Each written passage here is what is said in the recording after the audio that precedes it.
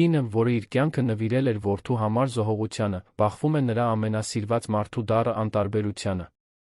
Տարիների աշխատանքի նվիրումից հետո մի դեպք նրան ստիպում է կայացնել մի որոշում, որը վերջնականապես կփոխի նրա կյանքը։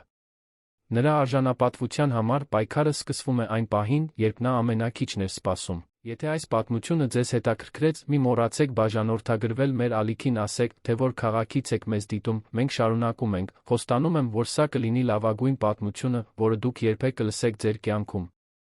Տիկին Մարիամը միշտ արթնանում էր մինչ արածակը, 73 տարեկանում նրա մարմինն այլևս նախկին եռանդը չուներ, բայց առօրյան այնքան խորն էր արմատացել նրա հոգում, որ անհնար կլիներ փոխել։ Հունիսյան այդ առավոտ, Երանի նոր Նորք թաղամասի փոքր բնակարանում, նա զգուշությամբ բարձրացավ։ Որպեսզի ոչ ոքի չարթնացնի, տունը լուռ էր, միայն պողոտայի առաջին ավտոբուսների հեռավոր ձայնն էր խախտում լուսադեմի լռությունը։ Նա գնաց խոհանոց, նրա քայլերը նուրբ էին սառը հատակին, սկսեց սուրճ պատրաստել, ինչպես միշտ էր անում, այն մանրակրկիտ ձով, որը սովորել էր մորից տասնյակ տարիներ առաջ, մինչ ջուրը եռում էր։ Մարիամը պատուհանից դուրս նայեց, տեսավ, թե ինչպես է քաղաքը սկսում արթնանալ, փողոցային լույսերը դեռ թույլ էին փայլում դանդաղ լուսացող երկնքի ֆոնին։ Այսքան տարիներ այդ տանը, այսքան հիշողություն։ Երբ պահված յուրաքանչյուր անկյունում, նրա միակ որդին, Գաբրիելը, քնած էր այն սենյակում, որը մի ժամանակ իրենն էր, մանուկ ժամանակ, այժմ 35 տարեկանում, նա 3 ամիս առաջ վերադարձել էր տուն, այն բանից հետո, երբ ընկերուհին համաձայնվել էր ամուսնության առաջարկին, բացատրությունը պարզ էր, դա ժամանակավոր էր, մինչ որ բավարար գումար հավաքեին իրենց սեփական բնակարանի համար։ Մարիամը համաձայնվել էր առանց հարցերի, ինչպես միշտ էր արել, ի վերջո, իր մայրը կմերժեր ապաստան իր սեփական որդուն, մինչ սուրճը քամում էր, հիշողություններն անխուսափելի ալիքների պես գալիս էին։ Նա հիշում էր փոքրիկ Գաբրիելին, որը վազվզում էր հյուրասենյակում իր խաղալիք մեքենաներով, հիշում էր գիշերները, երբ նա մինչ ուշ էր սովորում, իսկ ինքը արթուն էր մնում։ Նրա համար ուտելիք պատրաստելով, Մարիամն ամբողջ կյանքում աշխատել էր, որպեսզի որդուն տա այն, ինչ ինքը երբեք չուներ։ Տարիներ շարունակ աշխատել էր որպես տնային տնտեսուհի, լվացարարուհի, արդուկող, այնուհետ, երբ Գաբրիելը համալսարան ընդունվեց, նա կիրակի օրերին շուկայում խմորեղեն էր վաճառում, յուրաքանչյուր լուման խնայելով վճարելու համար այն ամսական վարձերը, որոնք մասնակի կրթաթոշակը չէր ծածկում։ Զոհաբերությունը նրա համար միշտ բնական էր թվում, դա այն էր, ինչ անում էին մայրերը, մտածում էր նա։ Հրաժարվել իր սեփական երազանքներից, որպեսզի երեխաները կարողանային ավելի բարձր թռչել։ Մարիամը երբեք նոր հագուստ չէր գնում իր համար, միշտ նախընտրում էր ծախսել Գաբրիելի տետրերի գրքերի վրա, երբեք ճանապարհորդության չէր գնացել, երբեք իրեն թույլ չէր տվել նույնիսկ մեկ շքեղություն, ամեն ինչ նրա համար էր, միշտ էլ այդպես էր եղել։ Պատրիսիայի Գաբրիելի հարսնացուի բարձր ձայնը ներխուժեց նրա մտքերը, աղջիկը հայտնվեց խոհանոցում, դեռս լոգանքի խալաթով, այն արտահայտությամբ, ով նոր էր արթնացել, արդեն ինչ-որ բանից զայրացած էր։ Բարի լույս, տիկին Մարիամ, ասաց Պատրիսիան, բայց տոնի մեջ ոչ մի ջերմություն չկար։ Բարի լույս, աղջիկս, արդեն սուրճը պատրաստել եմ, կուզես հաց տապակեմ քեզ համար։ Պատրիսիան աչքերը թարթեց այնպես, որ Մարիամը ծացրեց, թե չի նկատում, պետք չէ։ Միայն սուրճ կխմեմ, երկուսն էլ լռեցին, մինչ Պատրիսիան իր բաժակը լցնում էր։ Մարիամը զգում էր լարվածությունը օդում, այն ծանր էներգիան, որը տանը հաստատվել էր այն օրվանից, երբ աղջիկը սկսել էր ավելի հաճախակի այցելել բնակարան։ Պատրիսիան տարբերվում էր այն ամենից, ինչ Մարիամը պատկերացրել էր որդու համար։ Նա ավելի մեծ ռեսուրսներ ունեցող ընտանիքից էր, սովորել էր մասնավոր դպրոցներում, խոսելու պահելուց ուներ, որը պարզ էր դարձնում, որ ինքն իրեն գերադասում էր։ Տիկին Մարիամ, դուք երբեք մտածել եք հյուրասենյակի իրերը կարգի բերելու մասին, ամեն ինչ շատ լիքն է, շատ հին, երբ մենք ամուսնանանք գանք այստեղ ապրելու, պետք կլինի ժամանակակից տեսք տալ։ Գիտեք, Մարիամը զգաց, թե ինչպես է սիրտը սեղմվում, երբ մենք գանք այստեղ ապրելու։ Խոսքերը արձագանքեցին նրա մտքում հեռավոր ահազանգի պես։ Գաբրիելը նրան տարիներ առաջ խոստացել էր, որ երբ ամուսնանա, նա միշտ տեղ կունենա իր տանը, բայց հիմա, լսելով Պատրիսիային այդպես խոսելիս, կարծես բնակարանն արդեն իրենն էր։ Մարիամը սկսեց անհանգստություն զգալ, որը չէր կարողանում անվանել, կտեսնեմ, թե ինչ կարող եմ անել, պատասխանեց նա մեղմորեն։ Պատրիսիան առանց այլս ոչինչ ասելու դուրս եկավ խոհանոցից, տանելով իր սուրճի բաժակը։ Մարիամը մնաց կանգնած այնտեղ, նայելով իր դեռս լիքը բաժակին, անկարող խմելու, նրա ներսում ինչ-որ բան սկսում էր շարժվել։ Մի գիտակցություն, որը նա նախընտրում էր քնած պահել, արդյոք նա հիմար էր, արդյոք նա բաներ էր պատկերացնում։ Գաբրիելը հայտնվեց մի քանի րոպե անց, արդեն հագնված աշխատանքի համար։ Նա գեղեցիկ էր, մտածեց Մարիամը մայրական հպարտությամբ, բարձրահասակ, մուգ, լավ Սանրված մազերով, բաց աչքերով, որոնք ժառանգել էր հորից, ում նա հազիվ էր ճանաչել, այն մարդը, ով տասնյակ տարիներ առաջ թողել էր նրան հղի, ում մասին այլս լուր չէր ունեցել. «Մայրիկ, բարի լույս, շնորհակալ եմ սուրճի համար»։ Նա արագ համբուրեց նրա դեմքը, վերցրեց մի կտոր տոստ, Մարիամը դիտում էր նրան, մինչ նա շտապ ուտում էր, նայելով իր հեռախոսին. «Որդիս, կարող եմ քեզ մի բան հարցնել»։ Գաբրիելը համբերատարությամբ բարձրացրեց աչքերը. «Ասա մայրիկ, բայց արագ, քանի որ ուշանում եմ, դա տան մասին է, պա»։ Տրիսիան ասաց, որ երբ դուք ամուսնանաք, այստեղ եք ապրելու։ «Այո, մայրիկ, մենք խոսել ենք դրա մասին, առայժմ դա ամենագործնականն է, այսպես մենք գումար կխնայենք մեր սեփական տեղը գնելու համար»։ Մարիամը զգաց, թե ինչպես է կոկորդը չորանում։ «Իսկ ես, որդիս, ո՞ր եմ մնալու ես»։ Գաբրիելը զարմացած թվաց հարցից, կարծես պատասխանն ակնհայտ էր. «Դու էլ ես այստեղ մնալու»։ «Իհարկե, տեղ կա, դու կարող ես մնալ հետնամասի փոքրիկ սենյակում, այն ավելի փոքր է, բայց հարմարավետ է»։ Հետնամասի փոքրիկ սենյակը։ Հին պահեստը, որը հազիվ պատուհան ուներ, որտեղ նա պահում էր հին արկղեր ձմեռային հագուստ։ Մարիամը զգաց, թե ինչպես է ինչ-որ բան կոտրվում կրծքի մեջ, բայց ստիպեց իրեն ժպտալ. «Ահա, այո, իհարկե»։ Գաբրիելն արդեն դուրս էր գալիս, երբ շրջվեց. «Ահա, մայրիկ, մոռացա ասել. Այսօր երեկոյան Պատրիսիայի ընկերներից մի քանիսին ենք բերելու ճաշելու։ Կարող ես պատրաստել քո այն լազանյան, նրանք կսիրեն»։ Եվ դուրս եկավ առանց պատասխանի սպասելու։ Մարիամը մնաց մենակ խոհանոցում, սուրճն արդեն սառած էր բաժակում։ Նա շուրջը նայեց. «Այդ խոհ անոցին, որտեղ անցկացրել էր այսքան տարիներ, կերակուրներ պատրաստելով, որտեղ սովորեցրել էր Գաբրիելին շոկոլադե գնդիկներ պատրաստել, որտեղ գաղտնի լացել էր դժվար գիշերներին, ամեն ինչ նույնն էր թվում, բայց ինչ-որ բան փոխվել էր, կամ գուցե, մտածեց նա, ինչ-որ բան միշտ սխալ էր, նա պարզապես չէր ուզում տեսնել։ Օրը դանդաղ անցավ, Մարիամը գնաց շուկա, լազանյայի բաղադրիչները գնելու, ծախսելով իր փոքրիկ թոշակի մի մասը, վերադարձավ, տանելով ծանր պայուսակները, բարձրացավ 3 հարկով, քանի որ վերելակը նորից կոտրված էր։ Տանը նա սկսեց եփել, նրա փորձառու ձեռքերն ավտոմատ կերպով աշխատում էին, մինչ նրա միտքը թափառում էր։ Նա մտածում էր բոլոր այն անգամների մասին, երբ այո էր ասել, երբ ուզում էր ոչ ասել, բոլոր այն անգամների մասին, երբ կուլ էր տվել վիրավորանքները, կոնֆլիկտ չստեղծելու համար, բոլոր այն անգամների մասին, երբ իրեն փոքր էր դարձրել, որպեսզի ուրիշները կարողանային իրենց մեծ զգալ։ Երբ էր դա սկսվել, միշտ այդպես էր եղել, կամ եղել է որոշակի պահ, երբ նա որոշել է, որ իր կյանքն ավելի քիչ արժեք ունի, քան ուրիշների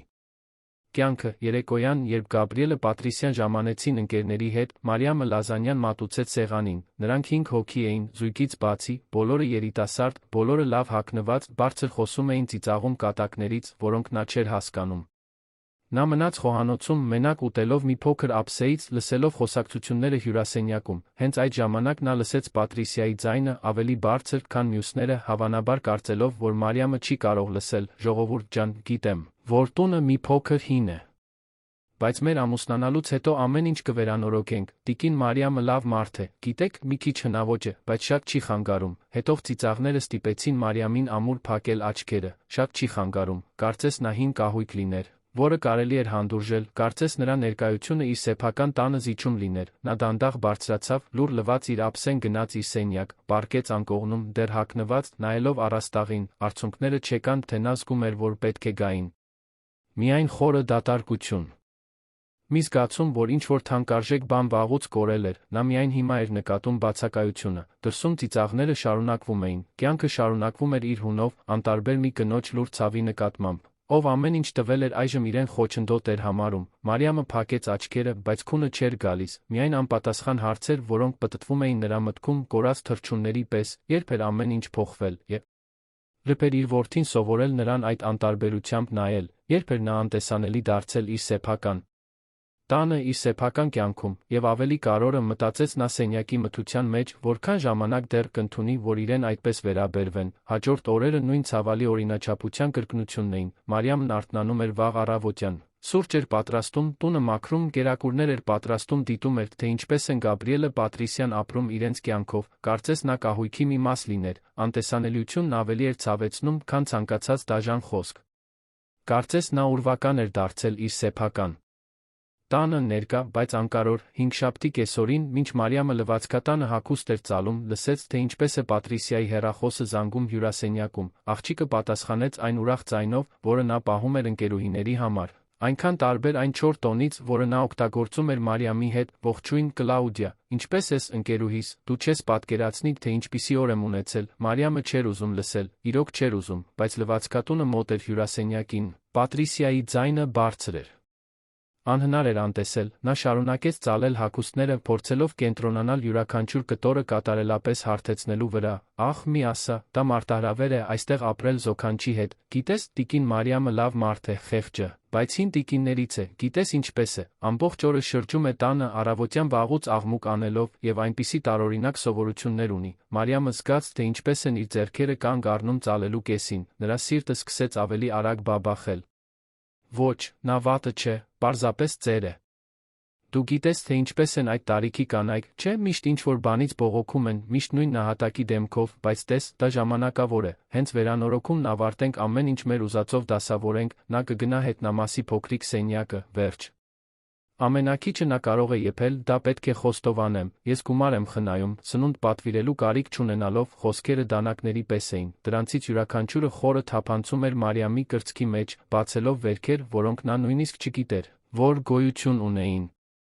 Նա այնքան ուժեղ սեղմեց հագուստը ձեռքերում, որ մատները սպիտակեցին, շնչառությունը դժվար էր, կոկորդի կրծքի միջ ինչ-որ տեղ խրված, ախ, Գաբրիելը, նա ուշադրություն չի դարձնում, տղամարդիկ երբեք ուշադրություն չեն դարձնում նման բաներին, չէ՞։ Նա պարզապես ուզում է, որ ուտելիքը պատրաստ լինի, հագուստը մաքուր, նա նույնիսկ զվարճալի է համարում, երբ ես նմանակում եմ մոր խոսելու ձ. Երեկ ես նմանակեցի նրան, ուտելիք առաջարկելիս, նա այնքան ծիծաղեց, Մարիամը չէր կարողանում շարժվել։ Նա սառած էր այնտեղ, բռնածք։ Ապրիելի այդ շապիկը, նույն շապիկը, որը նա խնամքով լվացել էր, ուշադրությամբ արդուկել էր, սիրով ծալել էր, և նա ծիծաղում էր նրանից, իր որդին, այն տղան, ում ինքը միայնակ մեծացրել էր, ում պաշտպանել էր ամեն ինչից բոլորից, ծիծաղում էր նրանից։ Նրա մեջքի հետում, արցունքները սկսեցին հոսել, լուռ, թրջելով իր ձեռքերում բռնած հագուստը, դրանք միայն տխրության արցունքներ չէին, այլ ավելի խորը, ավելի ավերիչ բանի, դա այն ցավն էր, որ հասկանում էր, որ իր բոլոր զոհաբերությունները, իր բոլոր սերը, իր բոլոր նվիրումները անօգուտ էին եղել, ավելի վատ, քան անօգուտ, դրանք անտեսանելի էին եղել, նա այդ պահին հիշեց այնքան բաներ, այն գիշերները, երբ աշխատանքից վերադառնում էր այտուցված ոտքերով դեռ պատրաստում էր Գաբրիելի ճաշը, այն անգամները, երբ քաղցած էր մնացել, որպեսզի նա կարողանար ուտել, այն հագուստները, որոնք կարկատում էր իր համար, մինչ նրա համար նոր հագուստներ էր գնում, այն հիվանդությունները, որոնք անտեսել էր, քանի որ չէր կարող բացակայել աշխատանքից, քանի որ գումար էր պետք նրա համալսարանական վարձերի համար։ Այդ N հիմա նա կատակի առարկա էր, հանդուրժելի անհարմարություն, ձանձրալի ծեր կին, ում շուտով կմղեին իր սեփական տան հետնամասի մութ սենյակը, տես, պետք է անջատեմ հեռախոսը, Գաբրիելը պետք է գա, հետո կխոսենք, լավ, համբույր, ընկերուհիս։ Մարիամը լսեց, թե ինչպես է Պատրիսիան անջատում հեռախոսը շարժվում հյուրասենյակում, արագորեն նա սրբեց արցունքները ձեռքի ափով նորից սկսեց ծալել հագուստները, փորձելով նորմալ թվալ, փորձելով չցուցադրել, որ իր աշխարհը հենց նոր փլուզվել էր, երբ վերջացրեց, նա գնաց խոհանոց։ Մեխանիկորեն սկսեց պատրաստել ընթրիքը, մաքրեց կարտոֆիլը, համեմեց հավը, կտրատեց բանջարեղենը, յուրաքանչյուր շարժում ավտոմատ էր, կատարվում էր մարմնի կողմից, որն աշխատում էր նույնիսկ այն ժամանակ, երբ հոգին կոտրված էր։ Գաբրիելը ժամանեց 7-ից քիչ հետո, հոգնած, ինչպես միշտ, նա պայուսակը նետեց բազմոցին ուղիղ գնաց սենյակ, նույնիսկ չնայելով մորը, Պատրիսիան հետեց նրան, Մարիամը լսեց նրանց մեղմ խոսակցությունը, հավանաբար աշխատանքային օրվա, ամուսնության պլանների, ամեն ինչի մասին, բացի իր մասին, ընթրիքի։ Ժամանակ, որը նա մատուցեց սեղանին, ինչպես միշտ խնամքով, Գաբրիելը Պատրիսիան խոսում էին միմյանց հետ, Մարիամը լուռ ուտում էր, յուրաքանչյուր պատառը ծանր էր, ինչպես կապարը, նա դիտում էր նրանց, փորձելով հասկանալ, թե երբ էր ամեն ինչ փոխվել։ Փորձելով որոշել այն ճշգրիտ պահը, երբ կորցրել էր որդուն, նախկինում նշաններ եղել էին, նա գիտեր, փոքրիկ բաներ, որոնք նա ընտրել էր անտեսել, այն անգամը, երբ Գաբրիելը չեղարկել էր նրա ծննդյան ճաշը, քանի որ ընկերների հետ խնջույք ուներ, այն զանգերը, որոնց նա չէր պատասխանել։ Այն այցերը, որոնք ավելի հազվադեպ էին դարձել, երբ նա տեղափոխվել էր, բայց Մարիամը միշտ պատճառներ էր գտնում, միշտ արդարացնում էր, նա զբաղված է, նա կառուցում է իր կյանքը, դա նորմալ է, ասում էր նա ինքն իրեն, բայց հիմա այլս հնարավոր չէր ժխտել։ Նրա որդին նրան չէր սիրում այնպես, ինչպես նա էր սիրում նրան, գուցե երբեք չէր սիրել, գուցե այն ամբողջ սերը, որ նա տվել էր, վատնվել էր մեկի վրա, ով անկարող էր փոխհատուցել, մայրիկ, վաղը մենք դուրս կգնանք, ուշ կվերադառնանք, այնպես որ մեզ համար ընթրիք պատ։ Լաստել պետք չէ, Գաբրիելի ձայնը նրան դուրս բերեց մտքերից, նա բարձրացրեց աչքերը տեսավ նրան, նայելով իր հեռախոսին խոսելիս, նույնիսկ չնայելով նրան, լավ որդիս, ախ, շաբաթ օրը մարդիկ կգան այստեղ, որպեսզի մենք ցույց տանք հարսանիքի բուֆետի լուսանկարները, կարող ես պատրաստել այն խմորեղենները, որոնք դու ես պատրաստում, մարդիկ շատ հավանեցին նախորդ անգամ, Պատրիսյան ծիծաղեց, բայց դա անուրախ, գրեթե չար ծիծաղ էր, այո, տիկին Մարիամ, ձեր խմորեղենները միակ բանն են, որ արժանի է այս հին տանը, հետո Լռությունը լարված էր, Մարիամը զգաց, թե ինչպես է ինչ-որ բան կոտրվում իր ներսում, մի պարան, որը չափից շատ էր ձգված, նա նայեց Պատրիսիային, իսկապես նայեց, տեսավ այնտեղ մի դաժան, փոքր, մանրամասն կնոջ, եւ հետո նայեց Գաբրիելին, սպասելով, ցանկանալով, որ նա ինչ-որ բան ասի, որ պաշտպանի իր մորը, որ ցույց տա նվազագույն հարգանք, բայց Գաբրիելը պարզապես ծիծաղեց, մեղմ ծիծաղ, գրեթե աննկատելի, բայց Մարիամը հստակ լսեց, իր որդին ծիծաղում էր այն նվաստացումից, որը իր հարսնացուն հենց նոր հասցրել էր նրան, ինչ-որ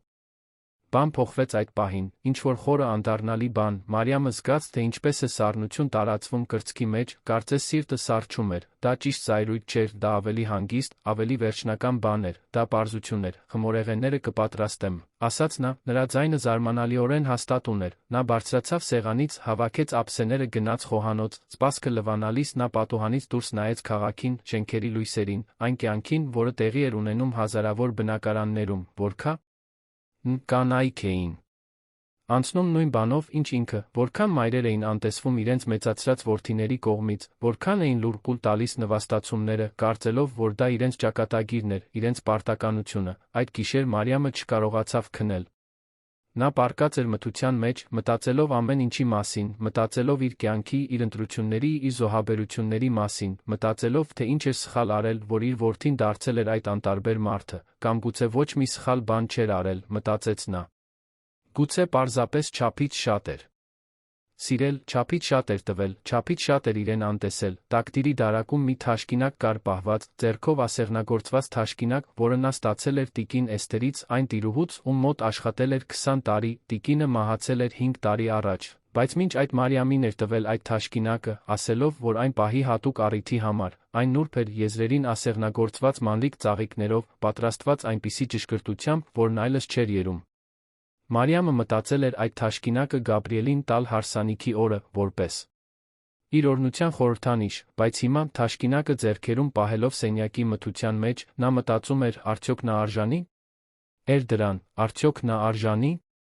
էր այն ամենին, ինչ նա դեռ ուներ տալու, ժամերը դանդաղ էին անցնում, Մարիամը լսում էր գիշերվա ձայները, մեքենաները դրսում, քամին ծառերի մեջ, քաղաքի շնչառությունը, եւ իր ներսում ինչ-որ բան սկսում էր արթնանալ, դա ճիշտ ապստամբություն չէր, դա ավելի էական բան էր, դա գոյատման բնազդն էր, արժանապատվությամբ վերաբերվելու, տեսանելի լինելու, հարգված լինելու հիմնակ։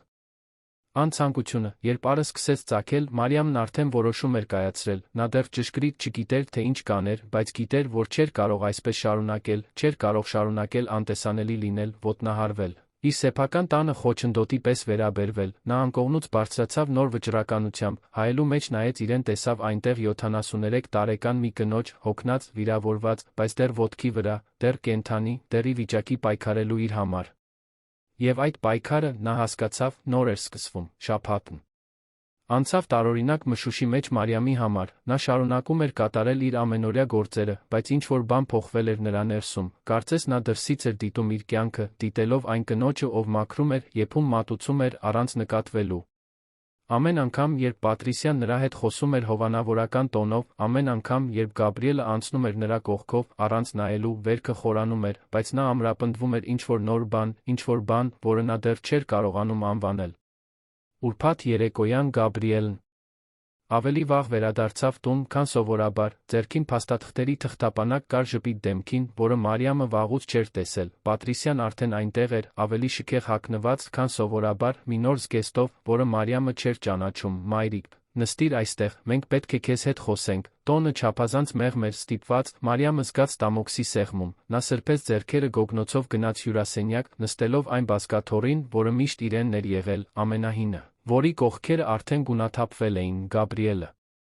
Պատրիսյան նստեցին բազմոցին կողք կողքի, ձեռքերը միահյուսված, նրանք հեռուստատեսային գովազդի պես էին, մտածեց Մարիամը, ամեն ինչ կատարելապես փորձված էր, մայրիկ, մենք նորություն ունենք, հարսանիքի ամսաթիվը նշված է, Գաբրիելը խոսեց ոգորությամբ, Աչքերը փայլում էին, Պատրիսյան ժպտում էր նրա կողքին, այն ժպիտով, որը երբեք չէր հասնում աչքերին, երբ նայում էր Մարիամին։ Օգոստոսի 15-9 մենք անհավանական զեղչ ստացանք բուֆետի համար, քանի որ դա չեղարկված ամսաթիվ էր, տեղը գեղեցիկ է։ Մայրիկ, այն ունի այգի։ Հսկա։ Իրական սրահ, ամեն ինչ շատ նրբաճաշակ է։ Ինչ լավ է որդիս, ուրախ եմ ձեզ համար։ Խոսքերը մեխանիկորեն դուրս եկան Մարիամի բերանից։ Նա պետք է ուրախ լիներ, պետք է հուզված լիներ իր միակ որդու հարսանիքից, բայց ամեն ինչ, ինչ նա զգում էր, հսկայական դատարկություն էր, կարծես նա մեկ ուրիշի կյանքն էր դիտում, եւ ավելին, մայրիկ, հարսանիքից հետո մենք այստեղ ենք ապրելու, արդեն խոսել ենք, որոշել, որ դա լավագույնն է։ Այսպես մենք գումար կխնայենք մեր բնակարանը գնելու համար մոտ 2-3 տարի հետո, Մարիամը գլխով արեց, սպասելով մնացածին, նա գիտեր, որ ավելին կար, Պատրիսյան շարունակեց իր ձայնը արհեստականորեն քաղցրացնելով, եւ դուք կմնաք հետնամասի փոքրիկ սենյակում, տիկին Մարիամ, մենք այն շատ գեղեցիկ կդասավորենք ձեզ համար, խոստանում եմ։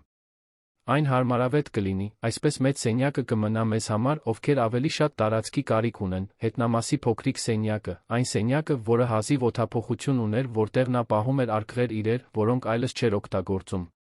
Դա կլիներ նրա նոր սենյակը իր սեփական տա։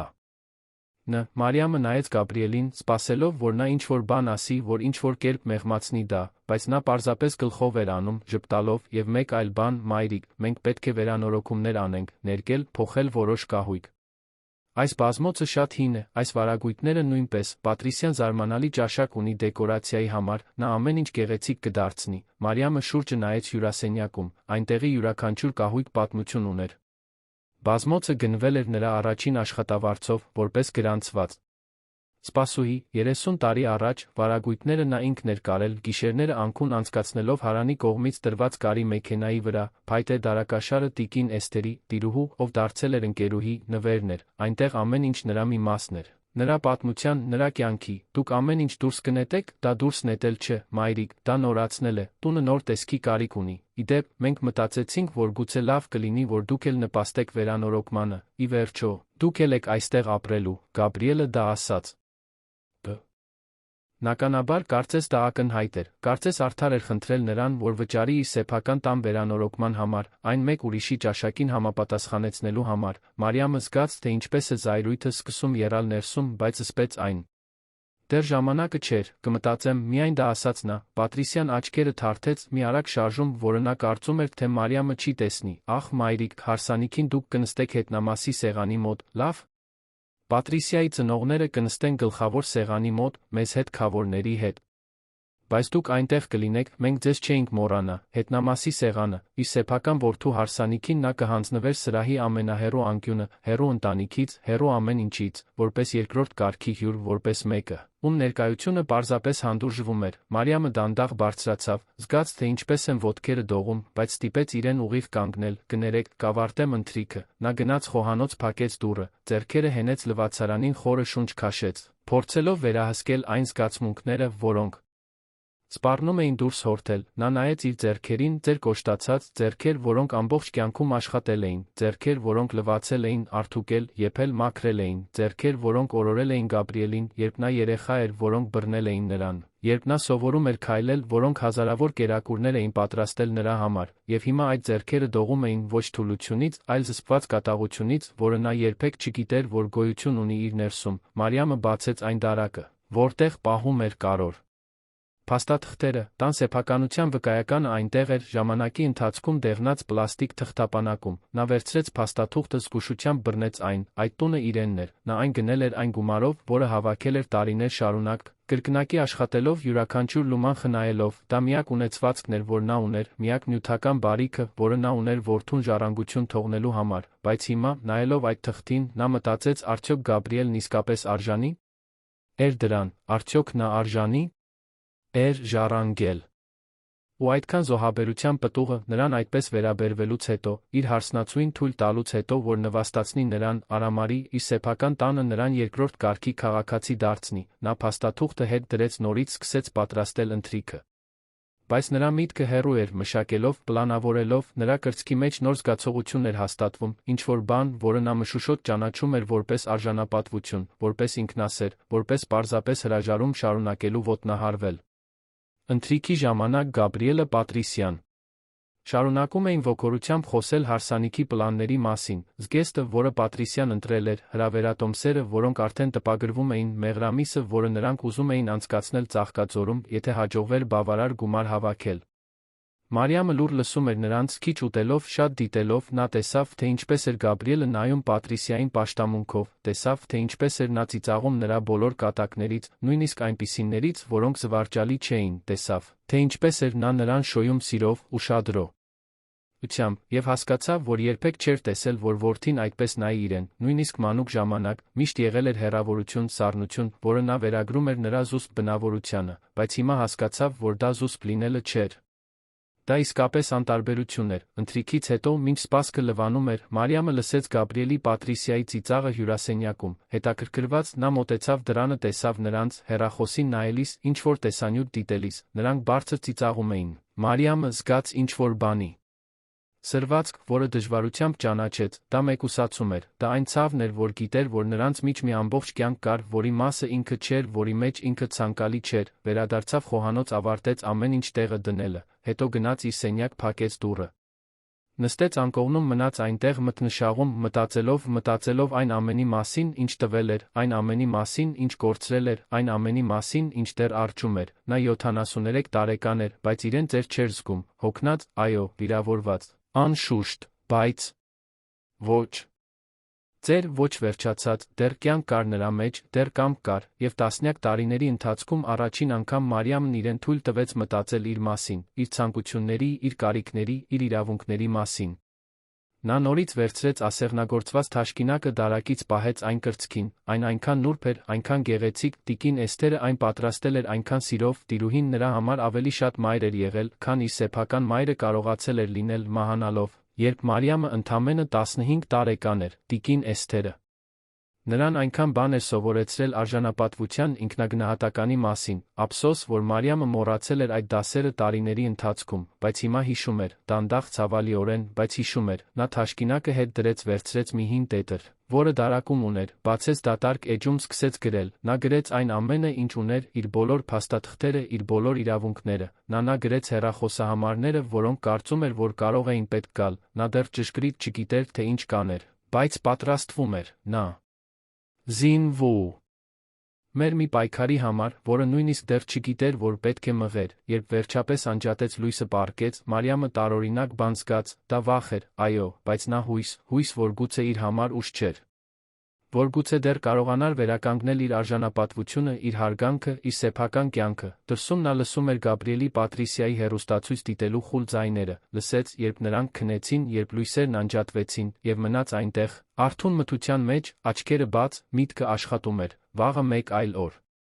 կլիներ, եւ Մարիամը սկսում էր հասկանալ, որ օրերը պարտադիր չէին լինել նույնը, որ նա ընտրություններ ուներ, որ նա ուժ ուներ, որ նա իրավունքներ ուներ, եւ որ պարտադիր չէր ընդունել, որ իրեն աղբի պես վերաբերվեին իր սեփական տանը։ Իր սեփական որդու կողմից փոփոխությունը գալիս էր, Մարիամը կարող էր զգալ, ինչպես փոթորիկ հորիզոնում, անխուսափելի, անհրաժեշտ, եւ շատ ժամանակ հետո առաջին անգամ նա չէր վախենում փոթորկից, նա սպասում էր դրան, հարսանիքի օրը եկավ, Երանյան օգոստոսին բնորոշ շոկի մեջ, Մարիամն արթնացավ։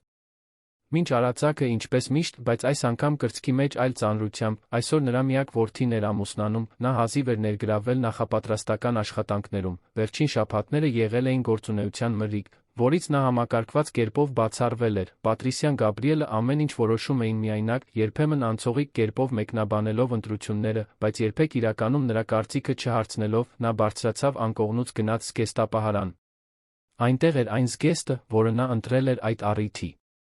համար, պարզ մուգ կապույտ զգեստ, որը գտել էր քաղաքի կենտրոնում գտնվող հագուստի խանութում, նա ծախսել էր իր փոքրիկ թոշակի մի մասը դրա վրա, բայց դա արժեր, այն զուսպ էր, իր ձով էլեգանտ լավ վիճակում էր, Մարիամը ժամեր էր անցկացրել դրա խնամքի համար, նուրբ լվանալով, ուշադրությամբ արդուկելով, նա ուզում էր ներկայանալի լինել, ուզում էր, որ իր որդին կարողանա նայել իրեն, առանց ամաչելու, պատրաստվելիս նա վերցրեց ասեղնագործված թաշկինակը, որը ստացել էր տիկին Էսթերից, այսօր օրն էր։ Նա թաշկինակը գտար Գաբրիելին։ Որբ ես իր օրհնություն որպես այն ամենի խորհրդանիշ, ինչ նա լավ էր ցանկանում նրա համար, չնայած ամեն ինչին, չնայած ցավին, չնայած նվաստացմանը, նա դեռ իր որդին էր, եւ նրա մի մասը, այն համառ մասը, որը դեռ հույս էր պահում, հավատում էր, որ գուցե, Այդ հատուկ օրը նա իսկապես կտեսներ իրեն, որ գուցե կգրկեր նրան, կշնորհակալություն հայտներ ամեն ինչի համար, կցուցադրեր մի փոքր այն սերը, որը նա միշտ տվել էր նրան։ Գաբրիելը Պատրիսիան արդեն վաղ առավոտից գնացել էին հանդիսությունների սրահ։ Նրանք Մարիամին մենակ էին թողել բնակարանում հրահանգներով, որպեսզի նա ինքնուրույն ժամանի պայմանավորված ժամին, նույնիսկ չառաջարկեցին տանել նրան, չնայած նրանք նույն մեքենայով էին, որում հեշտությամբ կտեղավորվեր 3 մարդ, 11 նշան էր, 1 հստակ հաղորդագրություն, որ նա առաջնահերթություն չէր, կարևոր չէր։ Մարիամը ավտոբուս նստեց մինչ կենտրոն թաղամաս, որտեղ գտնվում էր բուֆետը, ճանապարհը տեց գրեթե 1 ժամ, ավտոբուսը լիքը մարդկանցով, նա ոտքի վրա էր ճանապարհի մեծ մասը, բռնած իր պայուսակը, որում պահում էր թանկարժեք թաշկին ակը, երբ վերջապես իջավ կանգառում, նրա ոտքերը ցավում էին, նա քրտնած էր շոքից, բայց խորը շունչ քաշեց, հարթարեց մազերը, քայլեց 2 թաղամաս մինչ վայրը։ Սրահն իսկապես տպավորիչ էր, հին, վերանորոգված առանձնատուն, ընդարձակ այգիներով, շքեղ ձավորմամբ։ Մարիամը մի պահ կանգնեց մուտքի մոտ, հիանալով, իր որդին այնտեղ էր ամուսնանում, այդ գեղեցիկ վայրում, նա պետք է ուրախ լիներ, պետք է հպարտ լիներ, բայց ամեն ինչ, ինչ նա զգում էր, հսկայական դատարկություն էր։ Նա դանդաղ մտավ, անցնելով այգիներով, որտեղ արդեն հավաքվել էին որոշ հյուրեր, ոչ ոք նրան չողջունեց, մարդիկ խոսում էին խմբերով, էլեգանտ իրենց տոնական հագուստներով, Մարիամը անցավ նրանց կողքով, ուրվականի պես, հասավ գլխավոր սրահ կանգնեց, փնտրելով իր տեղը, մի աղջիկ, ձեռքին թղթապանակ, մոտեցավ։ Դուք որ կողմի հյուրն եք, Փեսայի թե՞։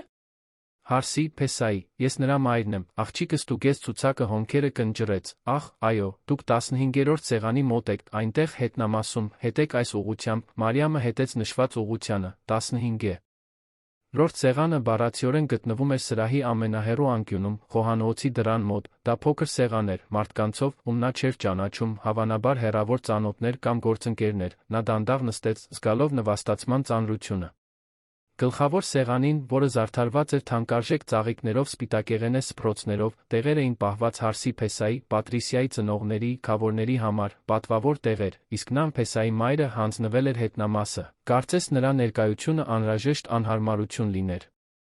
Արարողությունը սկսվեց, Մարիամը դիտում էր հեռվից, Գաբրիելը մտավ սրահ, էլեգանտ իր նոր կոստյումով, ժպտալով, գեղեցիկ էր, մտածեց նա, սրտի ցավով, այնքան գեղեցիկ, այնքան հեռու, Պատրիսիան մտավ անմիջապես հետո, բարդ սպիտակ զգեստով, հպարտորեն բռնած հոր ձեռքը, Հարսն էլ գեղեցիկ էր, պետք է խոստովաներ Մարիամը, բայց նրա աչքերում կար մի խստություն, որը ոչ մի դիմահարդարում չէր կարող թաքցնել։ Ամբողջ արարողության ընթացքում Գաբրիելը ոչ մի անգամ չնայեց այնտեղ, որտեղ նստած էր մայրը։ Նրա աչքերը հառած էին պատրի սիային, սիրո նվիրվածության խառնուրդով, որը Մարիամին ստիպեց մտածել, արդյոք նա երբեք այդպես նայել էր իրեն, հավանաբար ոչ, հավանաբար երբեք։ Տոնակատարությունը սկսվեց արարողությունից հետո, սեղաններին մատուցվեց բարդ կերակուր։ Շամպայնը առատորեն հոսում էր, երաժշտությունը բարձր էր հնչում, Մարիամը լուռ ուտում էր, փորձելով նորմալ թվալ, փորձելով թույլ չտալ, որ ցավը դրսևորվի, նրա սեղանի մարդիկ խոսում էին միմյանց հետ, ամբողջովին անտեսելով նրան, կարծես նա գոյություն չուներ։ Հենց այդ ժամանակ նա որոշեց, նա չէր կարող նստած մնալ այնտեղ անտեսանելի իր սեփական որդու հարսանիքի օրը, նա պետք է առնվազն տար իր օրհնությունը, տար թաշկինակը, ունենար այն պահը, որը պատկերացրել էր, նա դանդաղ բարձրացավ, վերցրեց պայուսակը, սկսեց քայլել դեպի գլխավոր սեղանը։ Նրա սիրտը ուժեղ բաբախում էր, մինչ նա անցնում էր սրահով, որոշ մարդիկ հետաքրքրությամբ նայեցին նրան, ուրիշները նույնիսկ չնկատեցին, Մարիամը թաշկինակը պահում էր պայուսակի մեջ, զգալով փափուկ գործվածքը մատների արանքում, նա նյարդայնացած էր, բայց վճռական, դա իր իրավունքն էր, որպես մայր լինել այնտեղ, օրհնել իր որդուն, լինել այդ պահի մասը։ Երբ նա մոտեցավ գլխավոր սեղանին, Գաբրիելը ծիծաղում էր ինչ-որ բանից, որը քավորներից մեկն ասել էր, Պատրիսիան նրա կողքին էր, շողշողուն, լուսանկարվելով։ Մարիամը մի պահ սպասեց, բայց նրանք չնկատեցին նրան, նա ավելի մոտեցավ, Գաբրիել որդիս, ձայնը դողդողաց, բայց լսելի էր, Գաբրիելը շրջվեց, զարմացած, մի վայրկյան Մարիամը ինչ-որ բան տեսավ նրա աչքերում, ճանաչման ստվեր, բայց հետո Պատրիսիան էլ շրջվեց, նրա դեմքը վերածվեց զայրույթի դիմակի, տիկին Մարիամ, ինչ եք անում այստեղ, ես եկել եմ իմ օրհնությունը տալու, Գաբրիելին նվեր եմ բերել, Մարիամը սկսեց թաշկինակը հանել պայուսակից, բայց մինչ նա կկարողանար ավարտել շարժումը, Պատրիսիան կտրուկ բարձրացավ, նրա աչքերը սառն էին, կատաղած, դուք չպետք է դուրս գայիք ձեր տեղից, սա անպատշաճ է, բայց ես պարզապես ուզում էի սա տալ որդուս, դա թաշկինակ է, որը Պատրիսյան թույլ չտվեց նրան ավարտել, մի արագ դաժան շարժումով նա հրեց Մարիամին, Հռոմի ուժը ձեր կնոջը բռնեց անակնկալի, նա հետ թեքվեց, փորձելով հավասարակշռությունը պահել, բայց ոտքերը սայթաքեցին իր զգեստից, նա ընկավ գետնին խուլ ձայնով, իր հետ տանելով մի սկուտեղ, որը մատուցողն էր տանում, բյուրեղապակու կոտրվելու ձայնը արձագանքեց սրահում, բաժակներ, ափսեներ, ամեն ինչ կոտրվեց հատակին, աղմուկի պայթյունով, Մարիամը ընկած էր կտորների մեջ, նրա կապույտ զգեստը շամպայնով ուտելիքով բծոտված էր, ասեղնագործված։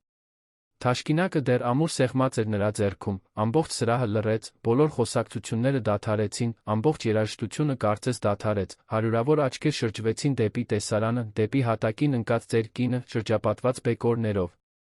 Մարիամը փորձեց բարձրանալ, բայց նրա ձեռքերը դողում էին, նրա մարմինը ցավում էր, նա նայեց Գաբրիելին, սպասելով, աղաչելով, որ նա օգնի իրեն, որ ինչ-որ բան ասի, բայց Գաբրիելը մնաց նստած, նա նայեց մորը հատակին, կնոջը կողքին, չշարժվեց։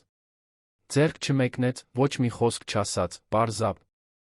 Ես մնաց այնտեղ անշարժացած, կարծես հատակին ընկած այդ կինը անծանոթ լիներ, ոչ թե այն մարդը, ով մեծացրել էր նրան, ով ամեն ինչից հրաժարվել էր նրա համար։ Պատրիսյան իր հերթին ժպտաց, դա արագ, գրեթե աննկատելի ժպիտ էր, բայց Մարիամը տեսավ հաղթանակը այդ աչքերում, բավարարությունը, զոքանչին իր տեղը դնելու համար, այնուհետ Պատրիսյան աշխատակիցներից մեկին ազդանշան տվեց, խնդրում եմ, մաքրեք սա, ինչ խառնաշփոթ, խոսքերը սառն էին, առանց զղջման նշույլի, Մարիամը զգաց, թե ինչպես են արցունքները այրում իր աչքերը, բայց հրաժարվեց թույլ տալ, որ դրանք թափվեն, ոչ այնտեղ, ոչ բոլորի առջ, հսկայական ջանքերով նա կարողացավ ինքնուրույն բարձրանալ, նրա ձեռքերը մի փոքր արյունահոսում էին այնտեղ, որտեղ կտորները կտրել էին նրան, նրա հագուստները փչացած էին, նրա արժանապատվությունը մասնատված էր, նա մեկ անգամ նայեց Գաբրիելին, իր որդին հիմա նայում էր նրան, բայց նրա աչքերը դատարկ էին, այնտեղ սեր չկար, մեղք չկար, ոչինչ չկար, եւ հենց այդ պահին Մարիամը ամբողջովին հասկացավ, որ վաղուց կորցրել էր որդուն, գուցե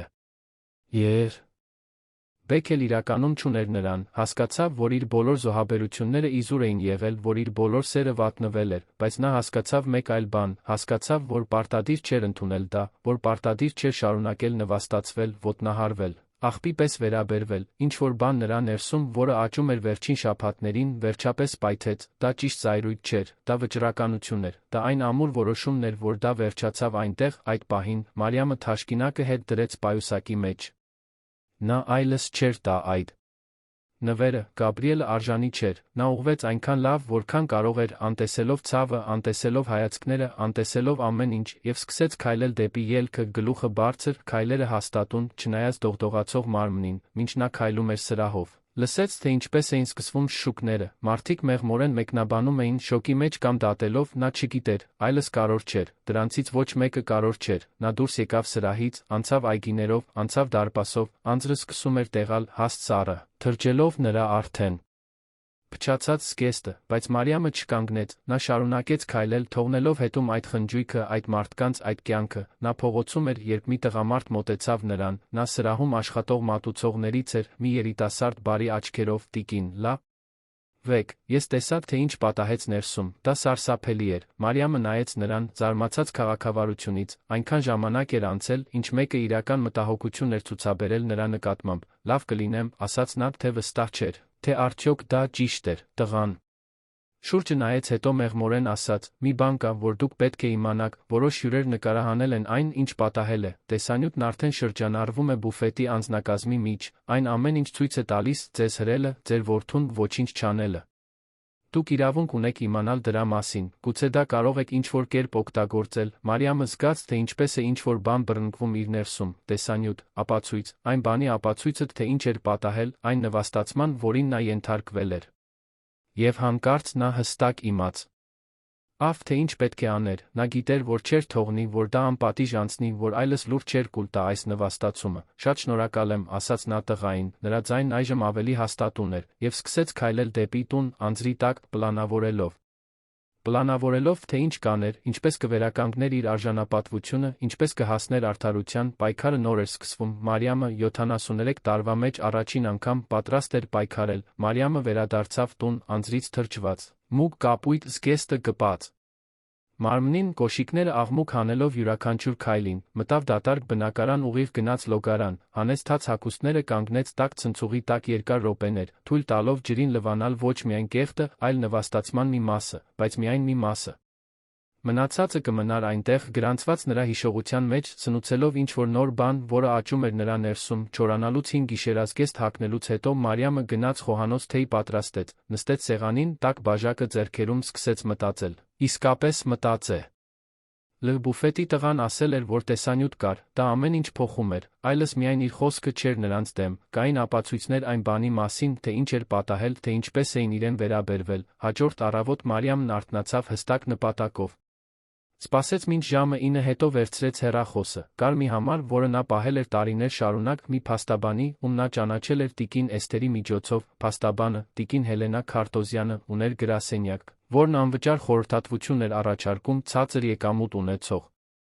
մարդկանց համար։ Մարիամը երբեք չէր պատկերացրել, որ դա իրեն պետք կգա, բայց հիմա շնորհակալ էր, որ պահել էր կոնտակտը։ Ալո, տիկին Հելենա Քարտոզյանի գրասենյակը, ասաց մի երիտասարդ ձայն մյուս կողմից, բարի լույս, իմ անունը Մարիամ է։ Ես կցանկանայի խորհրդատվություն նշանակել տիկին փաստաբանի հետ, դա շտապ հարցի մասին է։ Մի քանի րոպե խոսակցությունից հետո Մարիամը խորհրդատվություն էր նշանակել նույն կեսօրին, անջատեց հեռախոսը շաբաթների ընթացքում առաջին անգամ հույսի նման մի բան զգալով։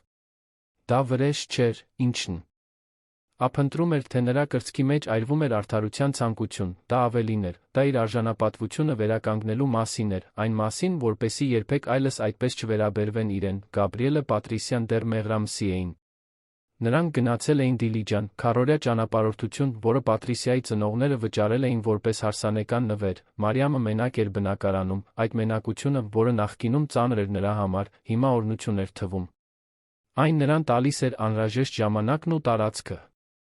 Անելու այն, ինչ պետք էր անել, կեսօրին նա ավտոբուս նստեց մինչ տիկին Հելենա Քարտոզյանի գրասենյակը, որը գտնվում էր քաղաքի կենտրոնում։ Դա հին, բայց լավ պահպանված շենք էր, մուտքի մոտ զուսպ ցուցանակով։ Մարիամը բարձրացավ երկու հարկով մտավ ընդունարան։ Աղջիկը, ով նրան պատասխանել էր հեռախոսով, ողջունեց նրան մեղմ ժպիտով։ Դուք պետք է տիկին Մարիամը լինեք, տիկին փաստաբանն արդեն սպասում է։ Նրան տարան փոքր, բայց հարմարավետ սենյակ, տիկին Հելենա Քարտոզյանը 40 տարեկան մի կին էր, մազերը կապած կոսի մեջ։ Խելացի աչքերով, բարակ շրջանակով ակնոցների հետում, նա բարձրացավ Մարիամին ողջունելու ամուր ձեռքսեղմումով։ Տիկին Մարիամ, բարի գալուստ, նստեք, խնդրում եմ, պատմեք ինձ, թե ինչ է պատահել։ Եվ Մարիամը պատմեց, ամեն ինչ պատմեց սկզբից։ Զոհաբերությունների տարիները, որդու աճող անտարբերությունը, Պատրիսիայի հայտնվելը, նվաստացումները, վերջապես հարսանիքի օրը, խոսելիս արցունքները սկսեցին հոսել, բայց նրա ձայնը հաստատուն մնաց, երբ ավարտեց, նա տարօրինակ կերպով թեթ զգաց։ Կարծես այդ ծանրությունը կիսելը մի փոքր թեթացրել էր նրան։ Տիկին Հելենա Քարտոզյանը լուռ լսել էր ամեն ինչ, երբեմն գրառումներ անելով։ Երբ Մարիամն ավարտեց, նա մի պահ մտախոհ մնաց։ Տիկին Մարիամ, այն, ինչ դուք գրել եք, անընդունելի է։ Հայաստանի օրենքը պաշտպանում է տարեցներին չարաշահումներից վատ վերաբերմունքից, այն, ինչ պատահել է ձեզ հետ, հստակորեն համապատասխանում է դրան։ Դուք նշեցիք, որ միջադեպի տեսանյութ կա, այո, բուֆետի աշխատակիցներից մեկն ինձ ասաց։ Բայց ես չունեմ տեսանյութը, մեզ պետք կլինի ստանալ այդ տեսանյութը, այն տկարոր է, դրանով մենք կարող ենք ապացուցել, թե ինչ է պատահել։ Հիմա ասեք ինձ, դուք ձեր բնակարանի սեփականատերն եք, այո, տունն իմն է, ես այն գնել եմ իմ սեփական գումարով 20 տարի առաջ, տիկին Հելենա Քարտոզյանը գլխով արեց, էլի ինչ-որ բան գրելով, այսպիսով, մենք մի քանի տարբերակ ունենք, նախ, մենք կարող ենք ոստիկանություն դիմել ձեր հարսի դեմ ծեծի համար, երկրորդ, մենք կարող ենք իրավական միջոցներ ձեռնարկել ձեր ունեցվածքը պաշտպանելու համար, դուք նշեցիք, որ ձեր որդին հարսը նախատեսում են ապրել ձեզ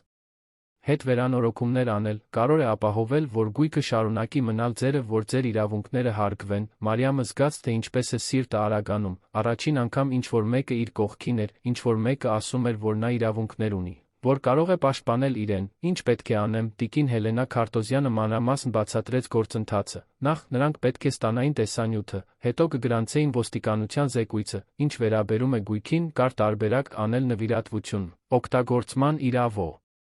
իրավունքի պահպանմամբ բարեգործական հաստատությանը, ապահովելով, որ Մարիամը կարողանա ապրել այնտեղ իր կյանքի մնացած մասը, բայց որ նրա մահից հետո գույքը չանցնի Գաբրիելին։ Երանում կա մի հիմնադրամ, որը հատուկ աշխատում է խոցելի տարեցների պաշտպանության հետ։ Եթե դուք գույքը նվիրաբերեք նրանց օգտագործման իրավունքի պահպանմամբ, ապա կապահովեք, որ պաշտպանված կլինեք, տունը չի օգտագործվի նրանց կողմից, ովքեր ձեզ վատ են վերաբերվել։ Մարիամը երկար մտածեց, արդյոք դա էր, ինչ նա ուզում էր։ Ամբողջովին զրկել նրան։ ժառանգությունից, մյուս կողմից, ինչու նա պետք է արժանի լիներ ժառանգելու իր այդքան տառապանքի պտուղը, նրան այդպես վերաբերվելուց հետո, ես ուզում եմ դա անել, ասաց նա վերջապես, ես ուզում եմ պաշտպանել այն, ինչ իմն է, ապահովել, որ այն օգտագործվի ինձ նման այլ մարդկանց օգնելու համար, տիկին Հելենա Քարտոզյանը ժպտաց, տխուր, բայց հասկացող ժպիտով, ես կօգնեմ ձեզ, եւ ոչինչ չեմ գանձի, ձեր նման դեպքերը հենց այն պատճառն են, որ ես բացել եմ այս գրասենյակը։ Հաջորդ օրերին Մարիամը փաստաբանն ինտենսիվորեն աշխատեց։ Նրանք կարողացան գտնել այն մատուցողին, ով նշել էր տեսանյութը, նրա անունը Ռոբերտ էր, 25 տարեկան էր, երեկոյան իրավաբանություն էր սովորում, մինչ ցերեկը միջոցառումներում էր աշխատում։ Նա հուզվեց Մարիամի պատմությունից, ոչ միայն տրամադրեց տեսանյութը, այլ առաջարկեց վկայություն տալ, եթե անհրաժեշտ լիներ, տեսանյութը հստակ էր ավերիչ, այն ցույց էր տալիս Մարիամին, մոտենալով սեղանին, Պատրիսիային բարձրանալով ուժեղ հրելով նրան։ Այն ցույց էր տալիս ընկնելը, ապակու բեկորները, ավելի ցավալի։ Ցույց էր տալիս Գաբրիելին նստած, անշարժ, նայելով մորը հատակին, բացարձակապես ոչինչ չանելով, տեսանյութը նույնիսկ ֆիքսել էր Պատրիսիայի ժպիտը միջադեպից անմիջապես հետո, տեսանյութը ձեռքի տակ, նրանք գրանցեցին ոստիկանության զեկույցը։ Մարիամը ստիպված էր նորից վերապրել ամեն ինչ, պատմելով քննիչին, բայց դա արեց գլուխը բարձր պահած, նա այլս զոհ չէր, ով թաքնվում էր ամոթից, նա մի կին էր, ով պայքարում էր իր իրավունքների համար, զուգահեռաբար։ Տիկին Հելենա Քարտոզյանը պատրաստեց գույքի նվիրատվության բոլոր փաստաթղթերը։ Մարիամը ուշադիր կարդաց յուրաքանչյուր էջ, համոզվելով, որ ամեն ինչ հասկանում է, հիմնադրամը, որը կստանար նվիրատվությունը, լուրջ լավ հաստատված էր, օգտագործում էր նվիրաբերված գույքը, ժամանակավորապես ապաստանելու ռիսկի տակ գտնվող տարեցներին ֆինանսավորելու տարեցների իրավունքների վերաբերյալ իրազեկման ծրագրեր, վստահ եք դրա մեջ, տիկին Մարիամ, հարցրեց տիկին Հելենա Քարտոզյանը, նախքան նա կստորագրեր, երբ ստորագրեք, հետդարձ չի լինի։ Մարիամը մտածեց Գաբրիելի մասին, մտածեց այն երեխայի մասին, ով նա էր։ Այն տղայի մասին, ում մեծացրել էր, այն մարդու մասին, ում նա դարձել էր, մտածեց այն ամենի մասին, ինչ նա տվել էր նրան, թե ինչպես էր նա փոխհատուցել, մտածեց այն կնոջ մասին, ով թույլ էր տվել, որ նրան հրեն, այն որդու մասին, ով նստած էր մնացել, դիտելով, վստահ եմ, և ստորագրեց, յուրաքանչյուր փաստաթուղթ, յուրաքանչյուր էջ, երբ ավարտեց, տարօրինակ բան զգաց, դա ճիշտ երջանկություն չէր, բայց դա թեթացում էր, դա այն զգացողությունն էր, որ տասնյակ տարիների ընթացքում առաջին անգամ վերահսկողություն էր վերցր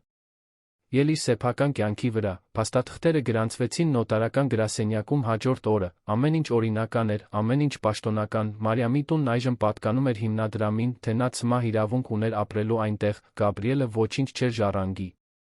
Պատրիսյան իր ձեռքերը չէր դնի այն գույքի վրա, որին այդքան ցանկանում էր, Գաբրիելը Պատրիսյան մեղրամիսից կվերադառնային 2 օրից, Մարիամը գիտեր, որ բախում կլինի, գիտեր, որ հեշտ չի լինի, բայց առաջին անգամ նա վախ չուներ, նա ուներ մի բան, որը երբեք չէր ունեցել։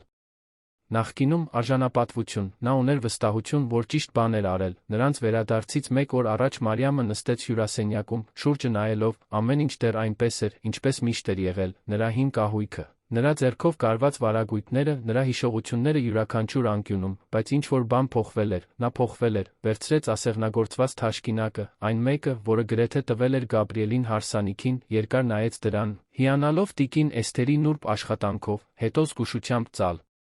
Եց այն հետ դրեց դարակը, դա Գաբրիելի համար չէր, երբեք չէր եղել, դա իրենն էր, մեկի հիշողություն, ով իսկապես սիրել հարգել էր իրեն, Մարիամը շուտ քնեց այդ գիշեր, վաղը դժվար օր կլիներ, բայց նա պատրաստ էր։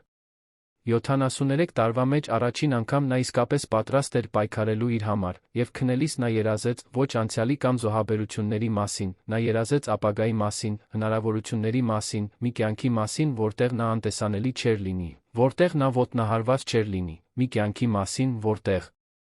նա տեսանելի կլիներ, հարգված, գնահատված, մի կյանք, որը նոր էր սկսվում, Գաբրիելը Պատրիսյան մեղրամիսից վերադարձան ուրբաթօրյա արոտ կեսօրին, Մարիամը լսեց բանալու շրջվելը կողպեքում, զգաց, թե ինչպես է սիրտը արագանում, բայց հանգիստ մնաց։ Նա նստած էր հյուրասենյակում, պարզ, բայց արժանապատվորեն հագնված, սպասելով, նրանք մտան, տանելով ճամպրուկներ, արայրուքով, ժպտալով, նրանց դեմքերին արտահայտված երջանկությունը մի ակնթարթ թվում էր տատանվում, երբ նրանք տեսան Մարիամին այնտեղ, ուղիղ նստած բազկաթոռին, նայե լով նրանց մի արտահայտությամբ, որը չէին կարողանում վերծանել, ողջույն, մայրիկ, ասաց Գաբրիելը, ճամպրուկը գետնին դնելով, ճանապարհորդությունը հիանալի էր, ինչ լավ է, պատասխանեց Մարիամը, նրա ձայնը հանգիստ էր։ Պատրիսյան նույնիսկ չանհանգստացավ նրան ողջունելու համար, նա ուղիղ գնաց սենյակ, հավանաբար սկսելու բացել իրերը, Գաբրիելը հետեց նրան, բայց մի քանի րոպե անց վերադարձավ, ինչ-որ բանից անհանգստացած թվում էր, մայրիկ, մենք պետք է խոսենք որոշ բաների մասին, տան վերանորոգման մասին, այն նոր կահույքի մասին, որը Պատրիսյան ուզում է գնել, կարող ենք խոսել, այո, ասաց Մարիամը, բայց նախ կան ուրիշ մարդիկ, ովքեր ուզում են ձեզ հետ խոսել, կատարյալ ժամանակի պես զանգը հնչեց, Գաբրիելը հոնքերը կնճռեց, շփոթված։ Մարիամը հանգիստ բարձրացավ գնաց դուռը բացելու, դրսում էին տիկին Հելենա Քարտոզյանը դատական կատարածուն, Գաբրիել Սանթոս, հարցրեց պաշտոնյան, ես եմ, ասաց Գաբրիելը, նրա ձայնը տատանվում էր, ինչ է կատարվում, Պատրիսյան դուրս եկավ սենյակից, լսելով տարօրինակ ձայներ, նրա դեմքը գունատվեց, երբ նա տեսավ անծանոթ մարդկանց հյուրասենյակում, իմ անունը Հելենա Քարտոզյան է, ես փաստաբան եմ, սա պաշտոնյա Մարկոսն է, մենք այստեղ ենք հանձնելու որոշ փաստաթղթեր ծանուցումներ կապված այս գույքի գրանցված ոստիկանության զեկույցի հետ։ Ոստիկանության զեկույց Գաբրիելը նայեց մորը անհավատալիորեն, մայրիկ, ինչ ես արել, այն ինչ պետք է անեի որդիս, պաշտպանել իմ իրավունքները, իմ արժանապատվությունը, տիկին Հելենա Քարտոզյանը բացեց իր թղթապանակը, սկսեց հանձնել փաստաթղթերը, նախ ոստիկանության զեկույցի պատճենը Պատրիսիայի դեմ տարեց մարդու վրա հարձակման համար, Պատրիսյան թղթերը պոկեց փաստաբանի ձեռքից, նրա աչքերը վազում էին տողերով, դեմքը ավելի ու ավելի էր կարմրում, սա սուտ է, նա ինքն էր ընկել, խանգարում էր խնջույքը։ Մենք տեսանյութ ունենք, որն ապացուցում է հակառակը, հանգիստ ասաց տիկին Հելենա Քարտոզյանը, եւ մենք ունենք վկաներ, դուք դիտավորյալ հրել եք տիկին Մարիամին, առաջացնելով նրա ընկնելը վնասվածքները։ Սա դասակարգվում է որպես բռնություն տարեց մարդու նկատմամբ, նախատեսված է տարեցների կանոնադրությամբ, Պատրիսյան մի պահ լռեց, բերանը բացելով փակելով ջրից դուրս եկած ձկան պես, հետո շրջվեց դեպի Գաբրիելը, դու թույլ կտաս, որ քո մայրը սա անի ինձ հետ, քո կնոջ հետ, Գաբրիելը կարծես բաժանված էր, նայելով կնոջը մորը, Մարիամը կարող էր տեսնել հակամարտությունը նրա աչքերում, բայց նա տեսնում էր էլի ինչ-որ բան, որը խորապես հիասթափեցրեց նրան, նա հաշվարկում էր, մտածելով իր մասին, ոչ թե իրավիճակի արդարության մասին, մայրիկ, սա կարող է փչացնել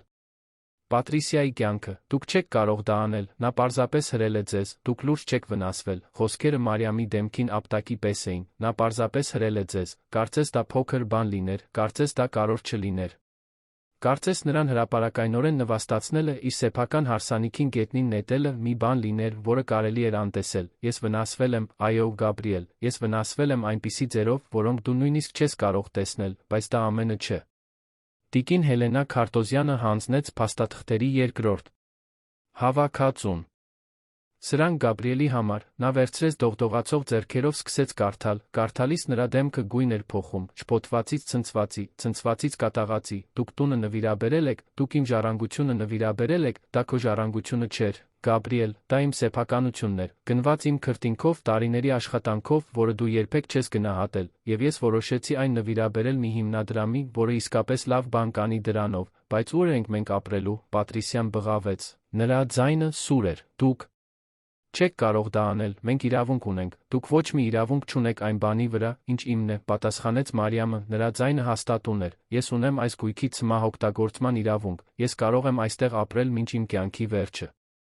Բայց երբ ես մահանամ, տունը կանցնի հիմնադրամին, ոչ թե ձեզ, Պատրիսյան կարծես պայթելու էր, նրա դեմքը կարմիր էր, պարանոցի երակները դուրս էին ցցված, նա կատաղությամբ շրջվեց դեպի Գաբրիելը, ինչ-որ բան արա, այս տունը պետք է լիներ մերը։ Մենք ամեն ինչ պլանավորել էինք։ Եվ ահա, մտածեց Մարիամը, ճշմարտությունը վերջապես բացահայտվեց, դա սեր չէր, դա ընտանիք չէր, դա շահ էր, նրանք ուզում էին տունը, ուզում էին ունեցվածքը, նա որպես անձ երբեք կարող չէր եղել, նա պարզապես խոչընդոտ էր նրանց ճանապարհին, Գաբրիելը, սակայն լուռ էր, նա նայում էր փաստաթղթերին, մորը, կնոջը, Մարիամը կարող էր տեսնել հաշվարկները, որոնք տեղի էին ունենում նրա մտքում, կարող էր տեսնել այն ճշգրիտ պահը, երբ նա հասկացավ, որ ոչինչ չէր կարող անել, որ ամեն ինչ օրինական էր, ամեն ինչ գրանցված էր, ամեն ինչ ավարտված էր, դա փաստաբանն էր, ով խախտեց լռությունը, կաս մեկ բան, որ դուք պետք է իմանաք, տիկին Մարիամը լիարժեք իրավունք ունի այստեղ բնակվելու, դուք, մյուս կողմից, այլս չունեք այդ իրավունքը, այս գույքն այժմ պատկանում է հիմնադրամին, տիկին Մարիամը միակն է, ով օրինական թույլտվություն ունի այստեղ ապրելու, եթե փորձեք շարունակել ապրել այս բնակարանում, առանց նրա թույլտվության կկատարեք ապօրինի տիրապետում, պարզ հայերենով շարունակեց տիկին Հելենա Քարտոզյանը, եթե տիկին Մարիամը խնդրի ձեզ Ռանալ, դուք պետք է հեռանաք, եւ եթե կամավոր չհեռանաք, նա կարող է դատական կարգով հրաման պահանջել, հետո լռությունը բացարձակ էր, Պատրիսյան սպիտակ էր զայրույթից, Գաբրիելը ցնցված էր թվում, Մարիամը դիտում էր երկուսին էլ։ Շատ ժամանակ հետո առաջին անգամ վախ չզգաց, մեղք չզգաց, նա ուժ զգաց, նա զգաց, որ վերջապես վերահսկողություն ուներ իր սեփական կյանքի վրա։ Ես ուզում եմ, որ դուք հեռանաք, ասաց Մարիամը, նրա ձայնը հանգիստ էր, բայց հաստատուն։ Վերցրեք ձեր իրերը, հեռացեք իմ տանից, Պատրիսյան։ Պայթեց, դու անշնորհակալ ծերուկ, այն ամենից հետո, ինչ մենք պլանավորել էինք անել քո համար, մենք քեզ թույլ էինք տալու ապրել փոքրիկ սենյակում, մենք քեզ պետք է խնամեինք ինձ, Մարիամը զգաց, թե ինչպես է սառը զայրույթը բարձրանում։ Դուք ինձ փակելու էիք անպատուհան փոքրիկ սենյակում, մինչ իմ տունը կվերանորոգեիք ձեր ուզածով, ինձ օգտագործելու էիք որպես սպասուհի, խոհարարուհի, մաքրուհի, դա խնամք չէ, դա շահագործում է, մայրիկ, Գաբրիելը վերջապես խոսեց, նրա ձայնը մեղմ էր։ Մենք կարող ենք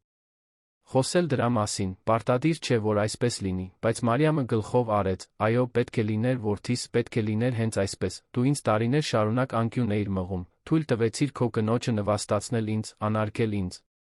Քո հարսանիքին դու նստած էիր, դիտելով, թե ինչպես է նա ինձ գետնին նետում, ոչինչ չարեցիր, ոչինչ, Գաբրիել, դու ինձ առանց խոսքերի ասացիր, որ ես քեզ համար կարոր չեմ, այսպիսով, հիմա ես քեզ եմ ասում։ Դուք այլս չեք ապրում այստեղ, հեռացեք, Գաբրիելը կարծես ինչ-որ բան ասելու էր, բայց Պատրիսյան նրան ձգեց թից, եկեք գնանք, մենք չենք մնա այստեղ աղաչելով այս դառնացած ծեր կնոջը, իմ ծնողները կօգնեն մեզ պետք չեն նրա հին ու տգեղ տունը։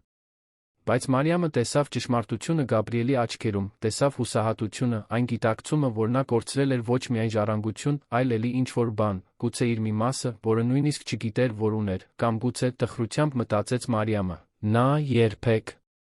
չուներ այդ մասը սկզբից, նրանք վերցրեցին մի քանի ճամպրուկ դուրս եկան, Պատրիսյան ուժեղորեն փակելով դուռը, մնացած լռությունը հսկայական էր, Մարիամը նորից նստեց բազկաթոռին, հանկարծակի հոգնած։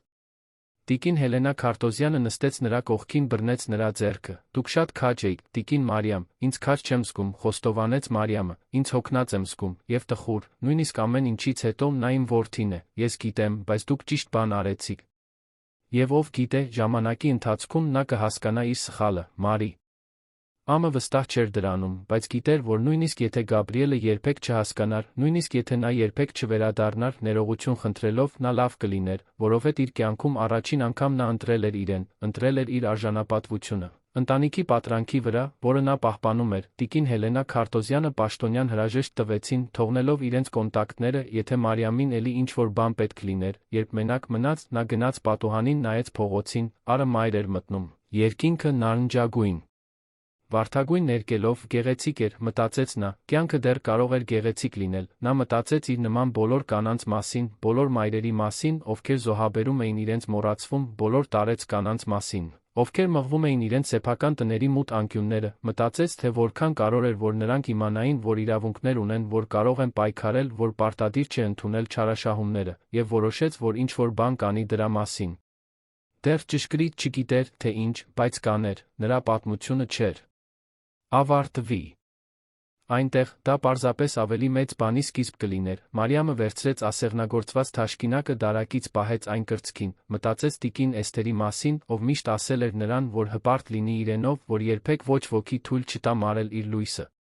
Տասնյակ տարիներ տեց, բայց վերջապես հասկացավ այդ խոսքերը, եւ մինչ գիշերը իջնում էր Երանի վրա, Մարիամը զգաց մի բան, որը վաղուց չէր զգացել, նա խաղաղություն զգաց, ոչ լիարժեք խաղաղություն, դեռ ցավ կար, դեռ սուգ կար կորցրած որդու համար։ Բայց դա մի խաղաղություն էր, որը գալիս էր իմանալուց, որ ճիշտ բան էր արել, որ պաշտպանել էր իրեն, որ վերականգնել էր իր արժանապատվությունը, եւ դա, մտածեց նա, ավելի արժեքավոր էր, քան ցանկացած ժառանգություն, որը նա կարող էր թողնել։ 3 ամիս էր անցել այն բանից հետո, երբ Գաբրիելը Պատրիսյան հեռացել էին տանից, 3 ամիս, որի ընթացքում Մարիամը սովորել էր ապրել իսկապես մենակ, ոչ թե ուրիշների կողմից պարտադրված մենակության մեջ, այլ իր իսկ ընտրած մենակության մեջ, եւ նա հայտնաբերել էր զարմանալի բան։ Նա սիրում էր այդ կյանքը, տունն այժմ տարբեր էր, ոչ թե այն պատճառով, որ ֆիզիկապես փոխվել էր, այլ որ էներգիան այլ էր, Մարիամն արթնանում էր, երբ ուզում էր, սուրճ էր խմում, երբ ուզում էր, դիտում էր իր սիրելի հաղորդումները, առանց որը մեկի բողոքելու, ավելի կարևոր է, որ այլս չկար այն մշտական լարվածությունը օդում, այն վախը, ինչ-որ սխալ բան ասելու կամ անելու, այն զգացողությունը, որ միշտ խանգարում էր, հոկտեմբերյան մի առավոտ զանգը հնչեց։ Մարիամը գնաց պատասխանելու դռան մոտ գտավ տիկին Հելենա Քարտոզյանին։ Նրան ուղեկցում էր մի տարեց կին, մոխրագույն մազերով մեղմ ժպիտով։ Տիկին Մարիամ, սա Բեատրիսն է, տարեցների աջակցության հիմնադրամի նախագահը, նա ուզում էր անձամբ ծանոթանալ ձեզ հետ։ Երկուսն էլ մտան նստեցին հյուրասենյակում։ Մարիամը սուրճ թխվածքաբլիթներ մատուցեց, որոնք պատրաստել էր առավոտյան։ Բեատրիսը ընդունեց ջերմ ժպիտով։ Տիկին Մարիամ, նախ ուզում եմ անչափ շնորհակալություն հայտնել նվիրատվության համար, ամեն օր չէ, որ մենք ստանում ենք այդքան լավ տեղակայված լավ վիճակում գտնվող գույք, բայց ավելին, ձեր պատմությունը խորապես հուզեց ինձ։ Մարիամը զգաց, թե ինչպես են այտերը տաքանում, նա սովոր չէր դրական ուշադրության։ Ես եկել եմ առաջարկով, շարունակեց Բեատրիսը, հիմնադրամը նոր նախագիծ է սկսում։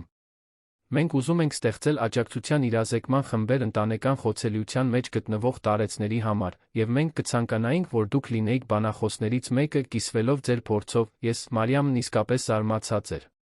Բայց ես չգիտեմ հանրության առջ խոսել, երբեք նման բան չեմ արել, դուք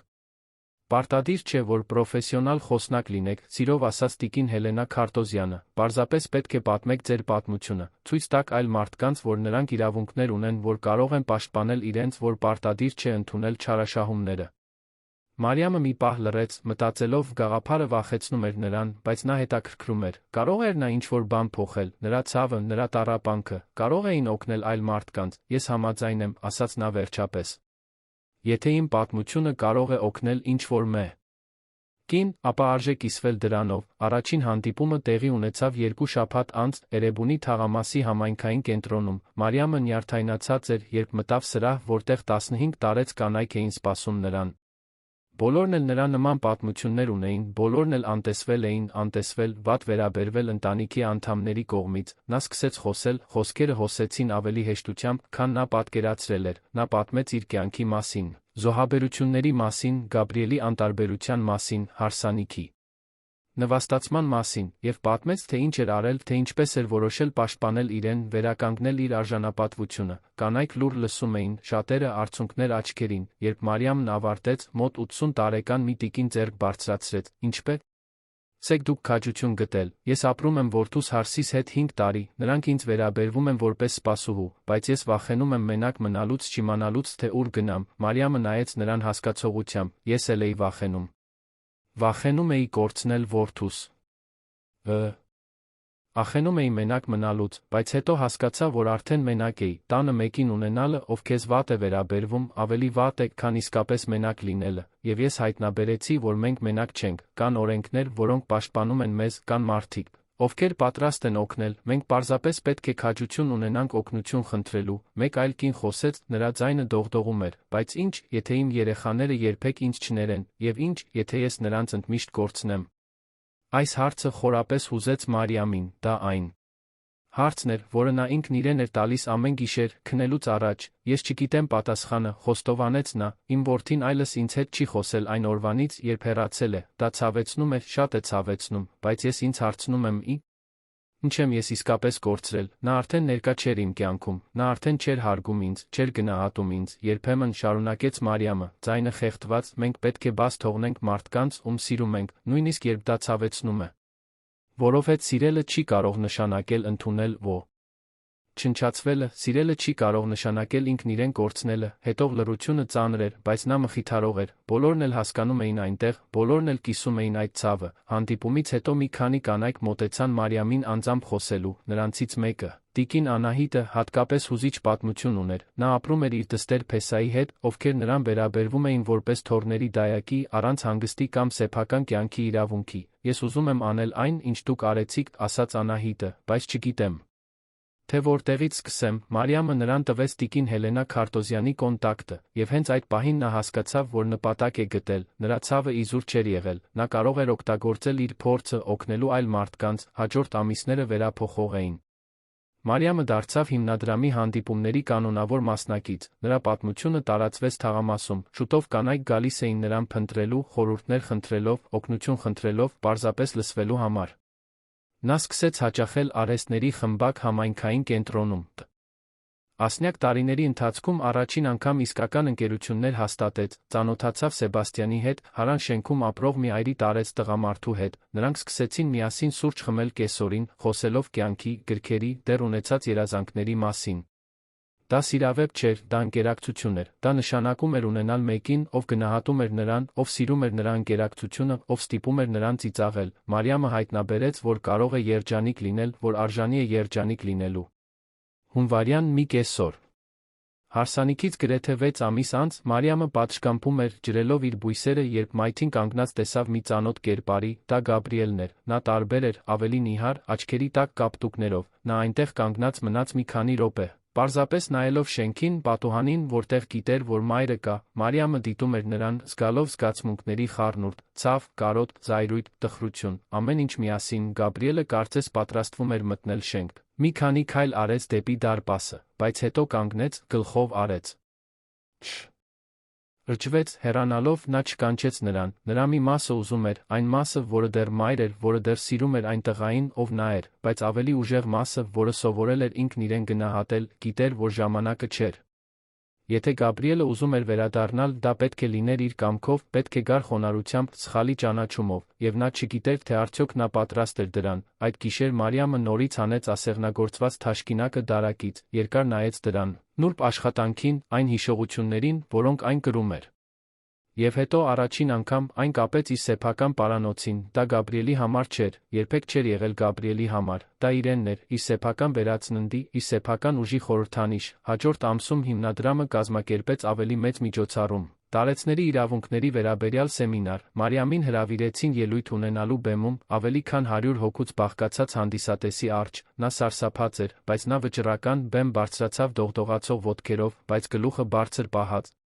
Նա նայեց հանդիսատեսին, տեսավ այնքան դեմքեր, այնքան պատմություններ, այնքան ընդհանուր ցավ, եւ սկսեց խոսել, նա նորից պատմեց իր պատմությունը, բայց այս անգամ ավելի մեծ ուժով, ավելի մեծ պարզությամբ, նա խոսեց իր իրավունքները իմանալու կարողության մասին, օգնություն խնդրելուց չվախենալու մասին, հասկանալու մասին, որ հարգանքը անվիճելի է, նույնիսկ երբ այն ընտանիքից է գալիս, երբ ավարտեց, ծափահարությունները խլացուցիչ էին, մարդիկ բարձրացան, ոմանք լացում էին։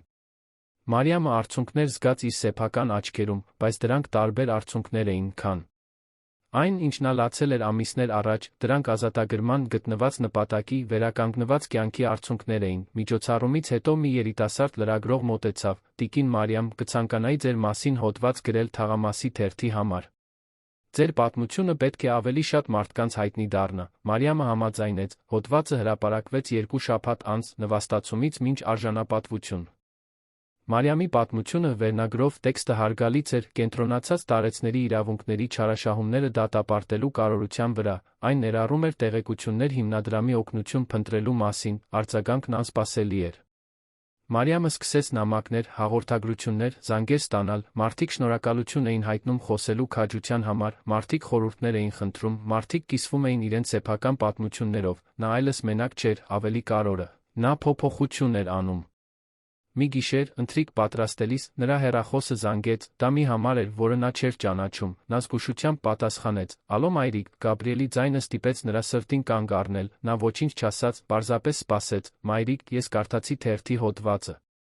Ես տեսա հարսանիքի տեսանյութը, որը տարածվել էր համացանցում, ես հասկացա, թե ինչ եմ արել ձեզ հետ, եւ մայրիկ», նրա ձայնը խեղդված էր, «ես ներողություն եմ խնդրում, իմ սրտի խորքից ներողություն եմ խնդրում»։ Մարիամը փակեց աչքերը, զգալով, թե ինչպես են